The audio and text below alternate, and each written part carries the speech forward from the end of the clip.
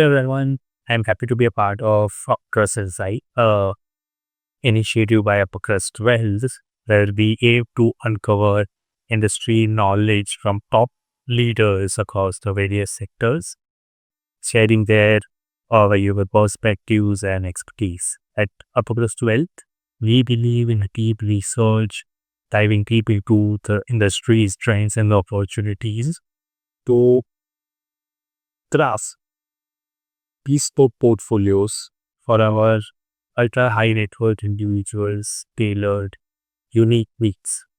Today, I'm personally very excited for this interaction. We have with us Mr. Chokkalingam G, who is the head of research and the founder of Equinomics Research Private Limited. He has also worked previously with Enough Securities, Barclays, as well as Centrum Wealth Management as a head of research and a chief investment officer. You would have probably seen them on CNBC TV, Bloomberg TV, and TV Profit, as well as G Business, sharing their valuable insights and input about capital markets. So let's get in. Yeah, so I'll straight away to the presentation. So basically, that, but I'll try to capture all your questions. Then in the question answer session, you can ask me, I will clarify. And so basically the trend and, the outlook, then other issues. So if you look at, as of yesterday, around 90 lakh crore washed out from the market, from the peak. You would be surprised, this is not widely discussed. That's about nearly 30% of the India's GDP in nominal terms. So, overall 94 lakh, out of that around 50 lakh crore was washed out from small and mid cap only. And many individual stocks are down 20 to 70%. And, the Sensex has become quite attractive. As of yesterday, the trailing P was 20.5. If you remove Zomato, the trailing P would be around 18.20. So, whereas our long-term average P for 5 year is around 25, 10 year is around 27. So, it's really appealing. However, mid-cap, small-cap P is still quite high. 31, in mid-cap P is 31, over 31, small-cap over 27 as of yesterday. So, the point is that, the small and mid-cap have lost a lot, but still, category as a whole, the P is stretched. So, this time what has happened, very unusually, every bull run, one or two teams participate. Largely, one major theme will play out in the small and mid cap. But this time, many themes played out, like a new age company, like e-commerce, renewable, and you had a small finance. So many, and then the newly listed IPO itself played out as a theme, irrespective of the sector or product they were making. They went to P of even 100, 120, and then what happened? There has been a polarization within small and mid cap. In the sense, two pockets emerged. One pocket is very high PE, exorbitant PE, 80, 100, 120, without backing off the profit growth. So the intelligent investors is, traditionally what they say, if you are paying 100 PE, see that profit grows on a year-on-year basis at least 100%. But what I have been saying for last 1 year after seeing the bubble in many stocks, if you are paying 100 PE, at least see that the profit grows at 50%, if not 100%. So that is PEG ratio of 2. Theoretically, PEG ratio should be 1. That is P ratio to profit growth. But even PEG ratio 2, if I compromise, we could not find many stocks. So there are many stocks, 100 PE, but profit growth was 20-25. That means PEG ratio was 4. So therefore, the polarization got wide and the quality stocks were trading at 10 to 20 PE, but no tech. The new age companies, newly listed IPOs, so many new themes, they were trading at, anywhere 60 to even one exceptional case, it was trading at 900 P.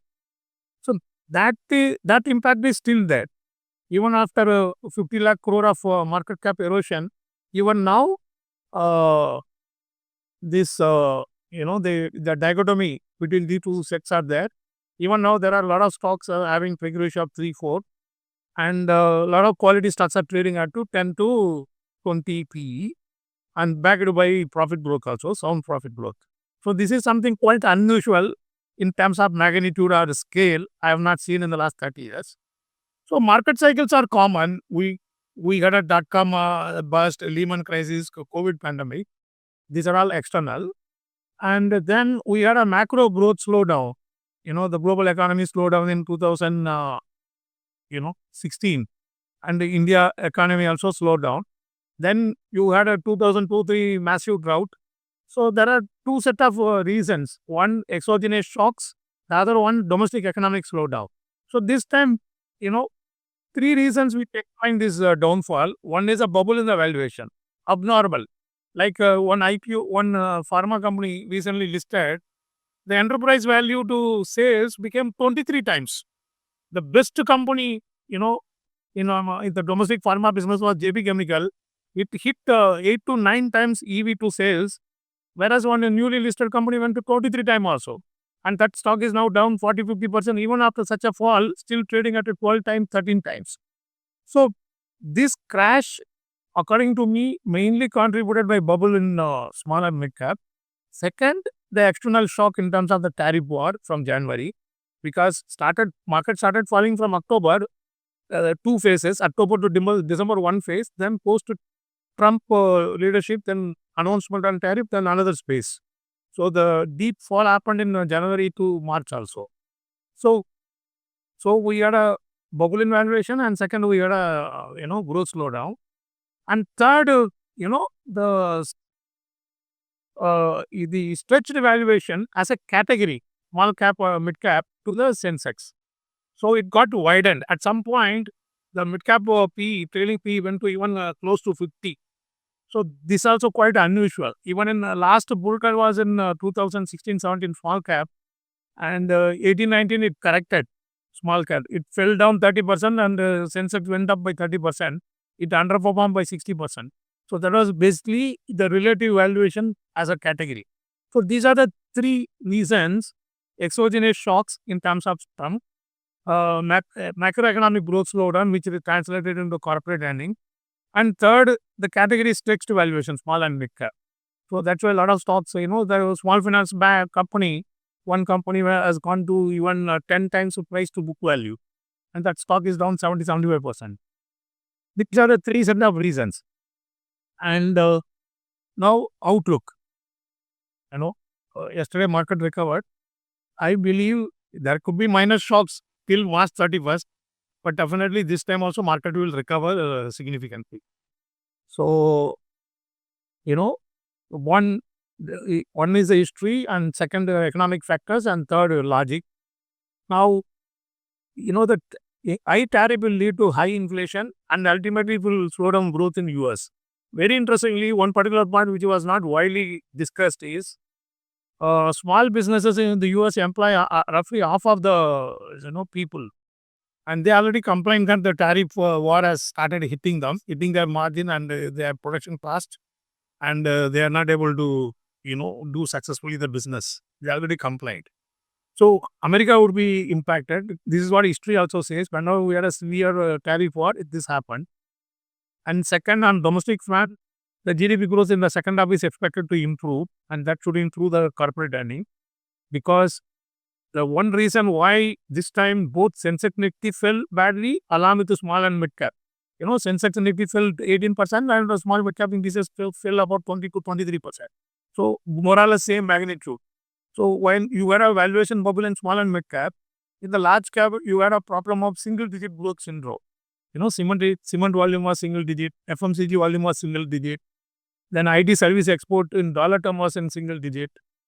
So many sectors had even automobile sector growth, sales growth was in single digit. So these were affected, and that is in turn because of slowdown in GDP growth in Q2. So now Q3 number is better, Q4 also will be equally good. So when GDP growth improves, corporate earning also will improve. Third factor, the IMD forecast is yet to come. But the Korean agency forecast has come on monsoon. It expects normal monsoon for India. Fourth, we are going to have a record crop output. In fact, Q3, the agriculture GDP growth was a record high, thanks to good southwest monsoon, good northeast monsoon. And the crop output in the current crop year, which ends in June 2000, it is July to June. So it's going to be a record level. And other reason for my optimism is that the robust inflow of investors. BSE took 145 years to get a 4.5 crore investor base, 4.5 to 5.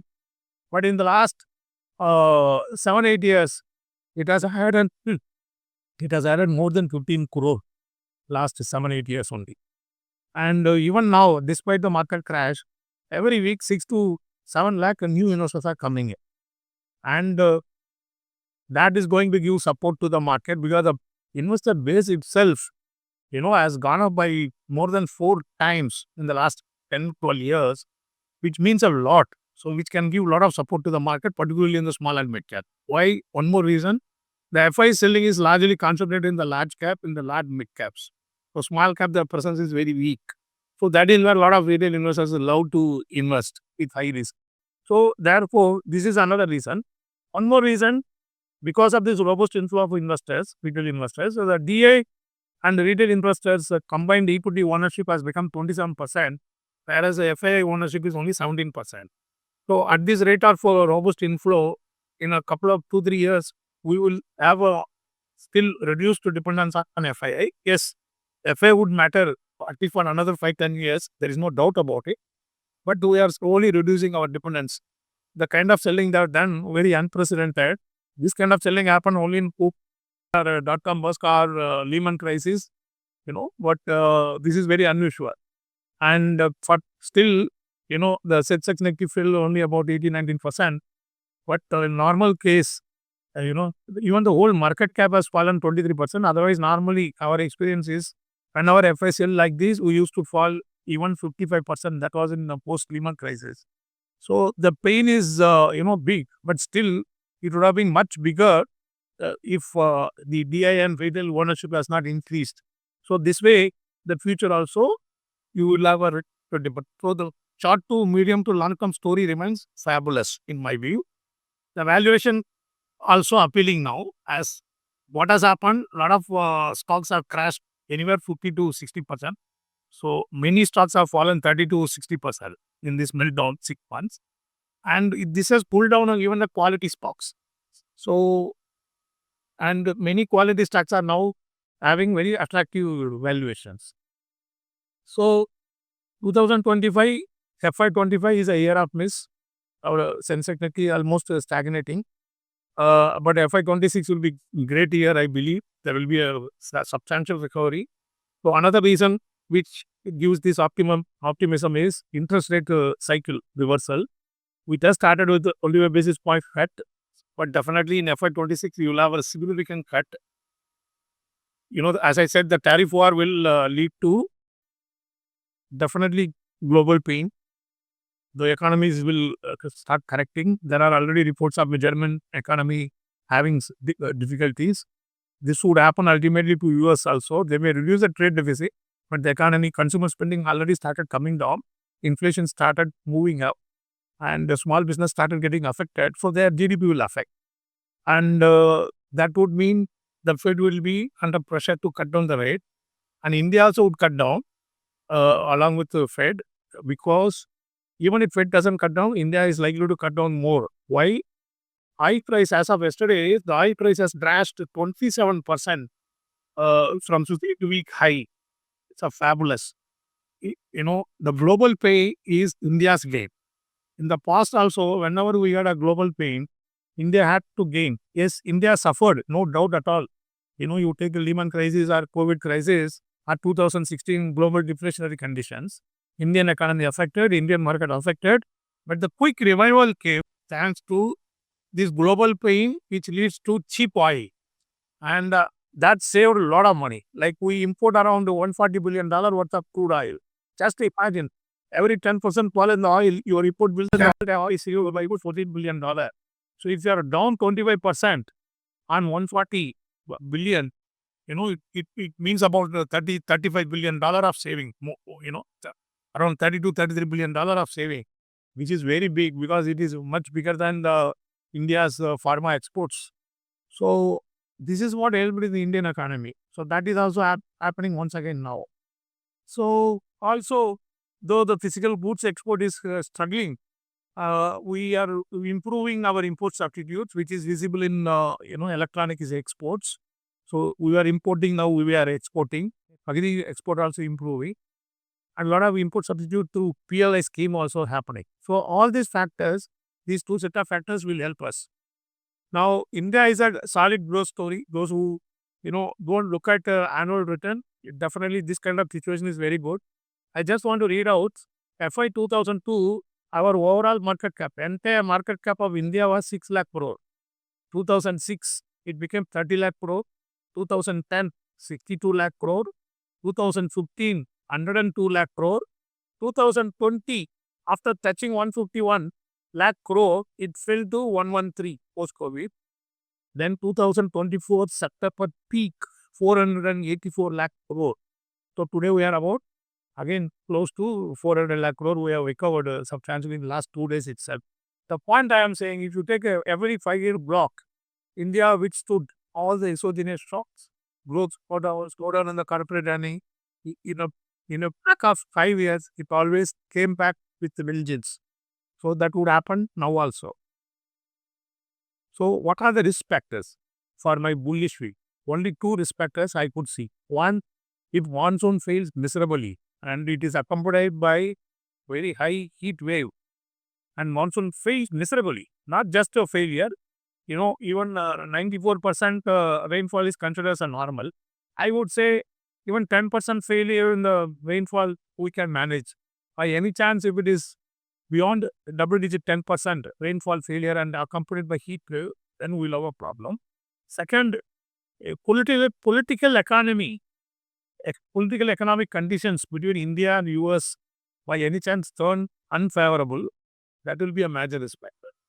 What I mean, if the new president has a direct, adverse policies towards India, the relationship is not good. If it is not, that kind of situation arises, then we will have.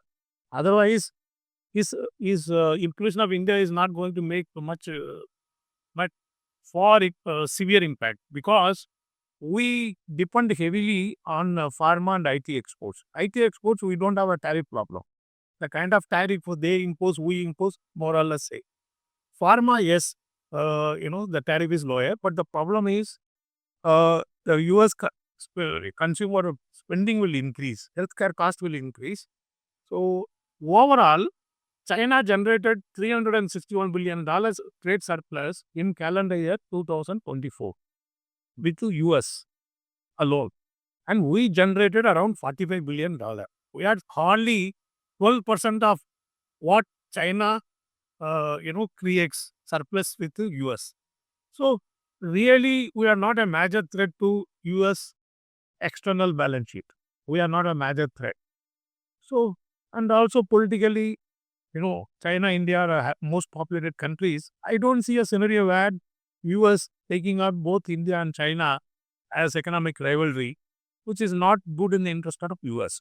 So I don't think, the US leadership would take up, India as a economic rivalry and directly attack, India's exports with targeted tariffs in a very big way. Yes, there could be little pain, but I don't see any extraordinary measures. So by any chance, in this area, if I proven to be wrong, and there are direct measures to cut down India's exports there, particularly pharma, also IT exports, then we will have problem. Only under these two circumstances, I may go wrong. So specific to your questions, I don't believe in seasoned investors or veterans. I think India is a beautiful story of wealth making in the small and mid cap. We don't have to worry what veterans, including me, what we talk about the individual stocks. Don't panic at the bottom, because whenever people are panicked, they lost the opportunity. As I showed the data, We always bounce back in 5 years. Yes, we don't know the bottom.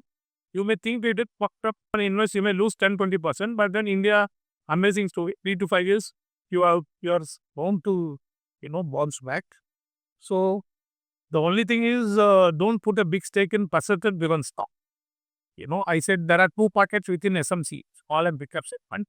One pocket, perception driven. There are good companies, but great valuation. There are bad companies and great valuation. So you have to be cautious about both. There are people, who buy a great companies, but greatest valuations. So the perception driven valuation, we should be cautious, even if it is a good company or great company. So it has to be a good company, but it also has to be at a comfortable valuation. So the risk comes from two set of stocks. One, perception driven inferior quality stocks or speculative stock. Second, perception driven good management, good companies, but abnormal valuation. Like for example, profit growth is 20%, the P ratio is 80. I will never touch. Momentum driven. So both segments you have to. Then there is a third segment, good management, good business model, quality company, and also comfortable valuation. So these are the three segments you should be aware where to put in. And then you are safe in this market. So what do I mean by good company, quality companies, quality stocks, quality of management? I would never have a problem, in investing in say TVS Group or Infosys or Anand Mahindra's group. What I mean, these companies management have a established track record. But when some new company is listed, SME becomes a B1 stock, B group stock or A group stock, we have to be very careful because they don't have established track record. So one is a management quality, second is a balance sheet quality. So you should avoid high leveraged. You should avoid a high working capital crisis. There are some companies inventories or receivables put together more than the annual sales. So this is an example of good balance sheet. So there are companies sitting with 40 to 50% cash to market cap. That's a great balance sheet. And third, comfortable valuation. So there are two types. One is a growth, other one is a value stock. So growth, very simple. I am saying you compromise to the extent of even 2 times big ratio. That if you are giving 50 PE, see that profit growth are expected to grow 25%. Then the value stock, good management, good balance sheet, and also, deep values, inbuilt values in the company that can be come from the investments, or replacement value, or decode potential. These are the one set up. So this is the way to do that. And people sit on high cash, or they may climb, but still they may not perform well. So there are some things, there may be instances where, just to avoid loss of purpose, they keep investing, may not generate the cash. But there are various ways that you are into discretionary portfolio management. Hello, sir. Yeah. Yes. So you briefly laid out like what cycle Indian economy is going through, what capital markets has been going through. So one concern that, even I am noticing has been a lower demand, or you say the urban consumption has been a sluggish. So, so in the last few years, we have noticed the record high earnings of Nifty companies, but there is very less which turned out in the capital expenditure, or you say on the research and development. There is not much hike in the salaries also. All the post COVID recovery has been led by the government expenditures, or you see the massive growth which PSUs had. So there is bit hesitant about the private companies, making the capital expenditures, or investing much on the research and development. So, do you think this is also a crucial point to be noticed? It has been the reason why the capital markets has been slowing down, because we have seen a weak earnings in the last few quarters. So, how do you think about this? Yeah, certainly we have paid a big price. That's why I mentioned what do we call single digit volume growth. If you take a Nifty basket or Sensex basket, there are about 10, 12 sectors. So two-thirds of the sectors have this single digit growth syndrome, single digit volume growth. Cement sale, all that. Okay. Now, you are right. Partly this is because the capital expenditures have come down. And, the problem is, India problem is now demand side, not supply side. There is enough supply, the demand has contracted. So this cycle happens once in 3-4 years when after having economy good run, sometimes it happens. So the slowdown, it's a part of economic cycle because no economy is ever maintains a stability in terms of growth. It has to see bull run and a mild deflation. These are all part of the cycle. So that has happened to India. Absolutely right. So that is why this budget has done one remarkable shift. They reduce the capex, railway defense, so many areas they reduce the capex. They shifted towards expenditure side. Instead of creating capital expenditure, they use that allocation to rural development, agriculture, all that. So that's a right step. So what would happen? You know, the economy slowed down, the market has crashed. So automatically, now, for example, oil price has crashed globally. There are also problem at global level, demand problem. So the next cycle, because the demand has slowed down, the prices will come down, the input prices, and the production cost will come down. So therefore, the reverse cycle of improvement in corporate earning, all that would happen. This happened in 2016 also. In 2016, January, February, there was no major development. Still, Sensex fell 20%. Purely that today's situation is comparable to 2016. Corporate earning and growth slowdown. And it would, once again, it will happen. The recovery would happen. And particularly when the global pain is there, why yesterday, today market recovered, I will tell you one of the major reason is oil price crash. Yesterday, last night, oil price crashed to 5%. If you are going to save $35 billion, it's a big thing for Indian economy. It will pull down the inflation rate, it will improve the forex reserves, rupee exchange rate will improve. Therefore, the imported inflation will come down. So, somewhere, every slowdown, there is one trigger which helps you. The equity inflation comes down, oil price will leave. So, this is what invariably happens, whether it is a mild correction or a major correction, whether it was 2003 or 7, 8 or 2016 or 2020, invariably it happened. Now also it is happening. Along with oil price, in fact, fertilizer price also highly correlated, and we put a lot of fertilizers and fertilizer inputs. So that also happens along with oil. You will see the next few days, few weeks, fertilizer prices going down and helping India. So yes, it's a demand problem, but 1 or 2 quarters things can improve. The government also addressing in terms of a lot of expenditures. Plan. You very well mentioned about so when we are looking at the bigger picture, Trump coming into the power, and there are policy shift which are inevitable. There are tariff wars and all those things going on now. They have also levied reciprocal tariffs. So when we talked about the China's export to the US compared to the India's export, India has a very less portion of exports to the USA. So recently there was a China plus strategy which was trending. Many companies moving out of the China, they were shifting their manufacturing to the different countries. So everyone thought India was a natural place that companies will coming and set up their manufacturing. But recently I was going through the data. The Vietnam has been a very much have seen a positive growth in the manufacturing compared to India. So why there is a, why India is lagging behind in the manufacturing space despite all these policies of current government like Make in India and all those things.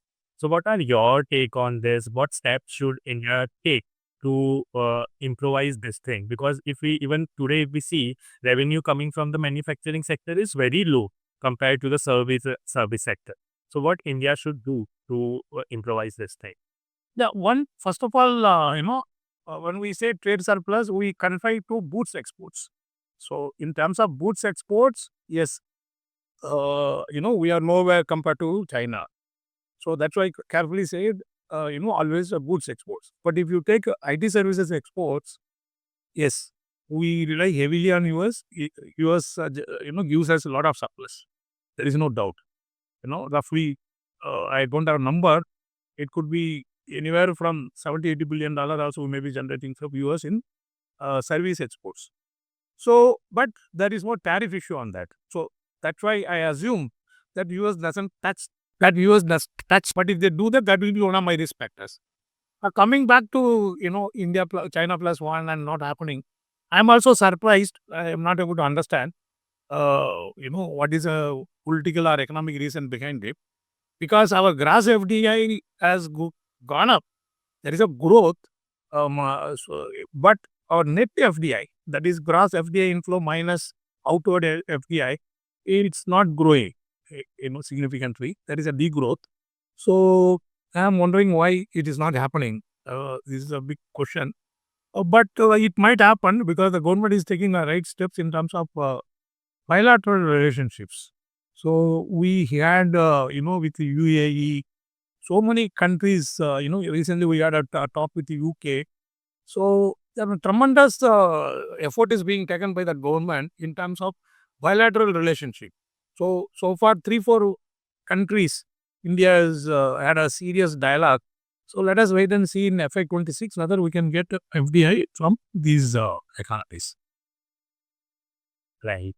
And looking at the current market scenario, now that the markets are down 15-20%, many stocks are down more than 50%.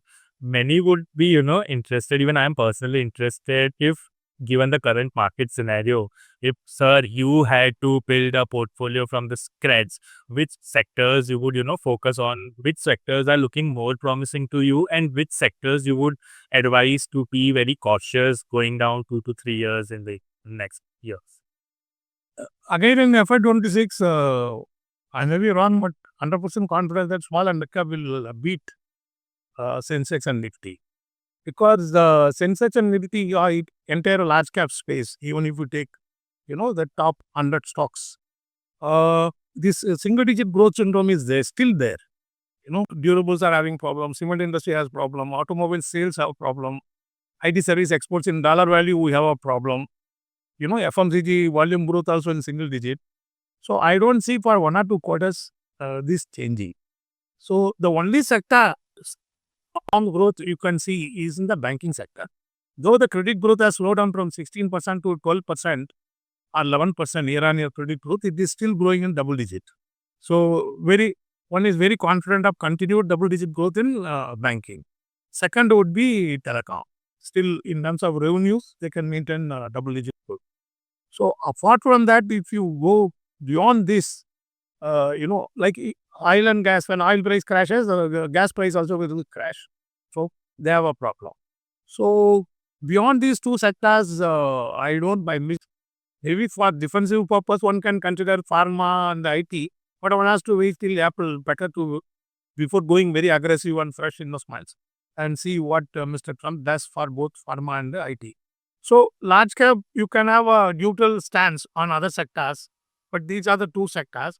But for the short to medium term, that is 6 months to less than 1 year, I am extremely bullish on small and mid cap because, as I said, the quality stocks also fallen. When perception-driven stocks have fallen, anywhere from 30 to 70%, the quality stocks also have fallen 10 to 30% in the small and mid cap, and they did not join the bubble rally. So that is one area one can focus. So in SMC, you can focus on growth segment as well as the value segment. I think that is what going to create a lot of wealth in the short to medium terms. That is 6 months to less than 1 year. So therefore, one has to have a bottom-up approach and dig at those ideas. Right, sir, right. So when you are talking about the banking sector, recently I was going through some data that, there is a credit growth, no doubt about that. People are, taking more credit. But on the deposit side, there is a very much slowdown, or even there is a degrowth that people are, not.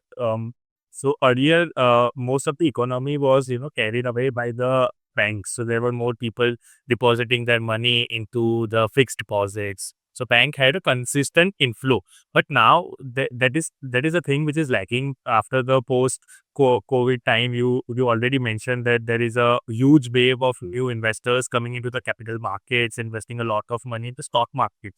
So how do you think that will impact the deposit growth? So how that will be impacting the banking sector? Do you see this is a challenge for the banks?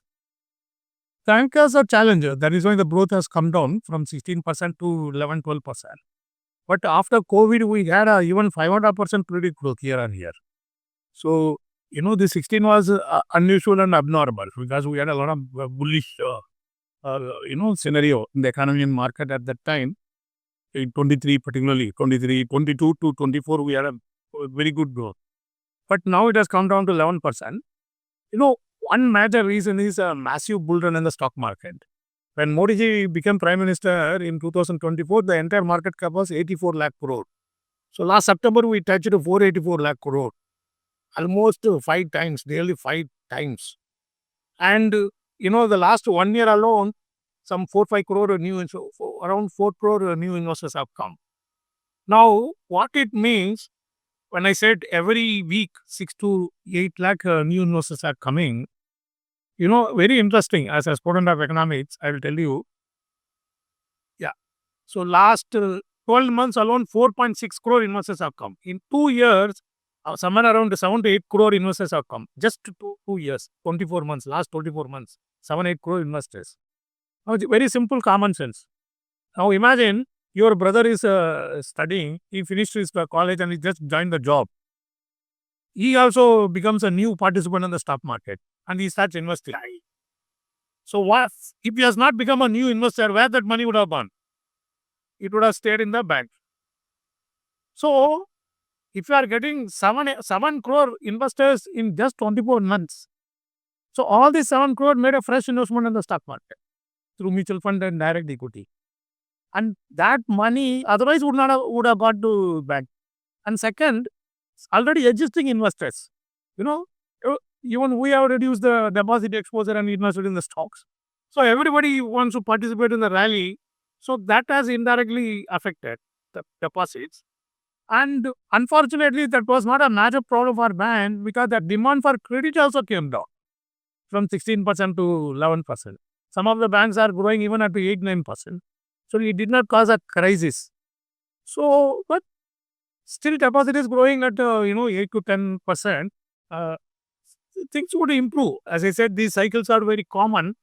Only if you have any major structural change which is going to impact your growth, then one needs to worry. As of now, I am not able to see any structural change. If there is going to be a severe economic political rivalry started by US leadership against India, theoretically, I am not forecasting. That kind of thing can be perceived as a structural change, but I don't see that kind of bad scenario happening because, as I said, India is not causing major economic problem for US in terms of deficit. Yes, IT service, but they are also benefited. We are providing the cheap services. And politically also, there is a natural expectation that we will be more friendly to US. So otherwise, if you ask me on the domestic front, I am not able to see any, because as I said, agri output is good and oil price has crashed and the fiscal prudence has improved. Last 3 years, if you see the budget, consistently the fiscal prudence improved in terms of fiscal deficit. The revenue deficit also improved, overall fiscal deficit improved. So there is a possibility of even rating upgrade because of the improvement of the fiscal prudence. And then definitely FY26, you will see the rate cut, significant rate cut. In the first half itself, you will see anywhere 25 basis to 100 basis point, thanks to oil price crash.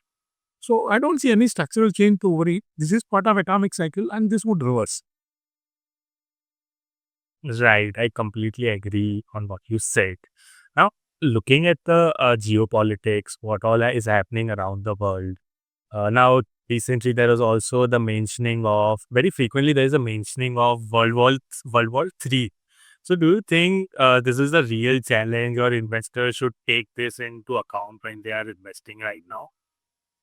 Not at all. If you are expecting World War III, maybe take out money to enjoy life. Go abroad or within India, spend as much as, but don't worry about the investments because if World War III comes, no one will survive. The kind of bomb every economy, every country holds. So there is no need to worry about the capital market if you are forecasting a world war.